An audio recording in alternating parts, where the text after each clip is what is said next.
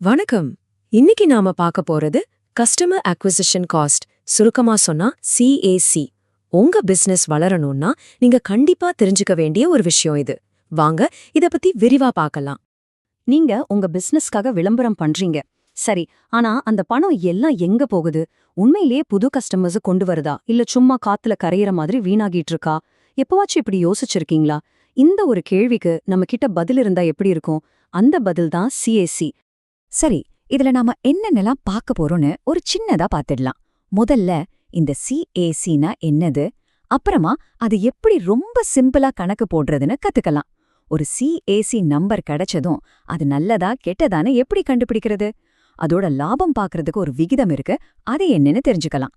கடைசியா இந்த செலவை எப்படி கம்மி பண்றதுன்னு சில சூப்பரான டிப்ஸையும் பார்க்க போறோம்.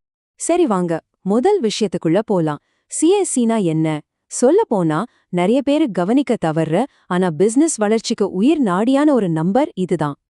ரொம்ப சிம்பிளா சொல்லணும்னா, ஒரு புது கஸ்டமர், அதாவது உங்களுக்கு காசு கொடுத்து உங்க பொருளை வாங்குற ஒருத்தரை உங்க பிசினஸ்குள்ள கொண்டு வர்றதுக்கு நீங்க மொத்தமா எவ்வளவு செலவு பண்றீங்க ಅನ್ನೋதுதான் கஸ்டமர் அக்விசிஷன் காஸ்ட்.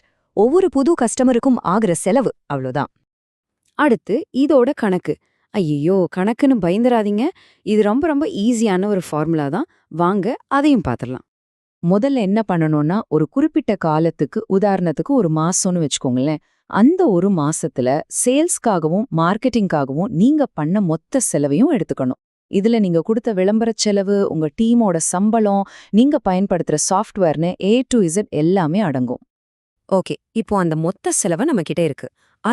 அதே ஒரு மாசத்துல உங்களுக்கு கிடைச்ச புது கஸ்டமர்ஸோட எண்ணிக்கையால வகுக்கணும். இங்க ஒரு முக்கியமான விஷயம் என்னன்னா, ஏற்கனவே இருக்கிற கஸ்டமர்ஸ் இல்ல, புதுசா வந்தவங்கள மட்டும்தான் நாம கணக்குல எடுத்துக்கணும். சரியா? இப்ப இந்த ஸ்லைட்ல இருக்கிற டேபிள பாருங்க, ரொம்ப தெளிவா புரியும். மொத்த சேல்ஸ் அண்ட் மார்க்கெட்டிங் செலவு புது கஸ்டமர்ஸ் எண்ணிக்கையால வகுத்தா நமக்கு கிடைக்கிறது தான் CAC. அதாவது ஒரு கஸ்டமருக்கான செலவு. உதாரணத்துக்கு ஒரு கஸ்டமருக்கு 500 ரூபாய் அப்படின்னு ஒரு நம்பர் நமக்கு கிடைக்கும். சரி, இப்போ உங்க கையில ஒரு நம்பர் இருக்கு.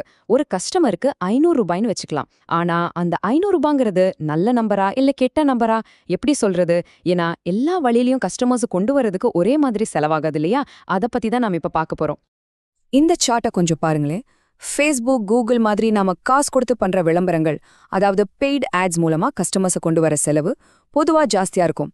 அதே சமயம் ஆர்கானிக் சர்ச், அதாவது மக்கள் கூகுள்ல தேடி வரது மூலமா வர்றவங்களுக்கு செலவு கொஞ்சம் மீடியமா இருக்கும். ஆனா பார்ட்னர்ஷிப் அல்லது ரெஃபரல், அதாவது உங்க பழைய கஸ்டமரே ஒரு புது கஸ்டமரை கூட்டிட்டு வர்றதுக்கு செலவு ரொம்ப ரொம்ப கம்மியா இருக்கும். அப்போ ஒரு குழப்பம் வருது இல்லையா? ஒவ்வொரு சேனலுக்கும் ஒவ்வொரு செலவு இருக்கும்போது நம்ம கிட்ட இருக்கிற நம்பர் நல்லதா கெட்டதான்னு எப்படிதான் முடிவு பண்றது? எதை வச்சு நம்ம சரியா பண்றோமா இல்லையான்னு தெரிஞ்சுக்கிறது? இதுக்கு ஒரு சூப்பரான வழி இருக்கு. உங்க CACயே உங்க இண்டஸ்ட்ரியில இருக்கிற மத்தவங்களோட ஆவரேஜ் செலவோட ஒப்பிட்டு பாருங்க. அதாவது உங்கள மாதிரி மத்த பிசினஸ் ஒரு கஸ்டமரை கொண்டு வர எவ்வளவு செலவு பண்றாங்கன்னு தெரிஞ்சுக்கிறது. இது ஒரு நல்ல பெஞ்ச் மார்க். நீங்க ஆவரேஜை விட சூப்பரா பண்றீங்களா இல்ல கொஞ்சம் பின்தங்கி இருக்கிறீங்களான்னு கிறிஸ்டல் கிளியரா காட்டிடும். சரி, இப்போ நாம இந்த டாபிக்கோட ரொம்ப ரொம்ப முக்கியமான ஒரு பகுதிக்கு வந்திருக்கோம். அதுதான் லாப விகிதம். ஒரு பிசினஸ் நீண்ட காலத்துக்கு நிலைச்சு நிக்கணும்னா இந்த ஒரு விஷயத்த கண்டிப்பா புரிஞ்சுக்கணும். இத புரிஞ்சுக்கிறதுக்கு முன்னாடி நாம கஸ்டமர் லைஃப் டைம் வேல்யூ, அதாவது CLV னா என்னன்னு தெரிஞ்சுக்கணும். CLVனா ஒன்னும் இல்ல, ஒரு கஸ்டமர் அவங்க உங்ககிட்ட கஸ்டமரா இருக்கிற முழு காலத்திலயும் மொத்தமா எவ்ளோ ரூபாய்க்கு உங்ககிட்ட இருந்து வாங்குவாங்கன்னு நாம எதிர்பார்க்கிற ஒரு கணக்கு தான். ஒரு பிசினஸ் ஆரோக்கியமா இருக்கிறதுக்கான கோல்டன் ரூல் என்ன தெரியுமா? ஒரு கஸ்டமரை உள்ள கொண்டு வர நீங்க செலவு பண்ற தொகை, அதாவது நம்ம CACக்கும் அதே கஸ்டமர் கிட்ட இருந்து அவங்க வாழ்நாள் முழுக்க நீங்க சம்பாதிக்க போற தொகை, அதாவது CLVக்கும் நடுவுல இருக்கிற அந்த ரேஷியோ தான் எல்லாமே. அந்த மேஜிக் ரேஷியோ தான் இந்த 3:1. அதாவது உங்க CLV உங்க CACயை விட குறைஞ்சது 3 மடங்கு அதிகமா இருக்கணும்.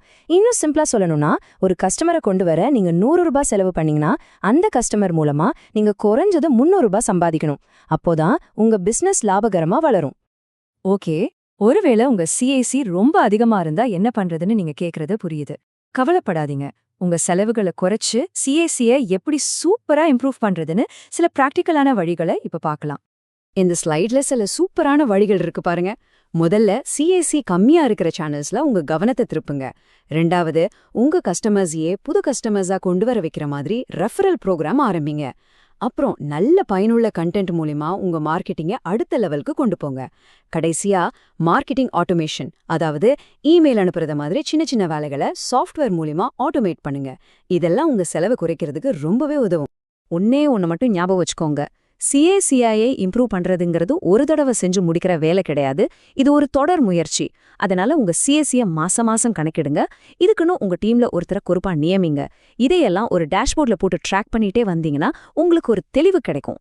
முடிவா ஒண்ணு சொல்லிக்கிறேன், CACங்கிறது வெறும் கணக்குல வர்ற ஒரு நம்பர் மட்டும் இல்ல. அது உங்க பிசினஸ் வளர்ச்சிங்கிற இன்ஜினுக்கான ஒரு ஹெல்த் செக்அப் மாதிரி. உங்க வண்டி சரியா லாபகரமா ஓடுதான்னு இதுதான் உங்களுக்கு சிக்னல் காட்டும். அதனால இனிமே நீங்க உங்களையே கேட்டுக்க வேண்டிய முக்கியமான கேள்வி இதுதான். நாம கஸ்டமர்ஸ திறமையா சரியான செலவுல கொண்டு வர்றோமா? நம்மளோட இந்த CAC நம்ம பிசினஸ அடுத்த கட்டத்துக்கு வளர்த்து எடுத்துட்டு போக உதவுமா? இந்த கேள்வியோடு உங்களை யோசிக்க விட்டு இந்த விளக்கத்தை முடிக்கிறேன்.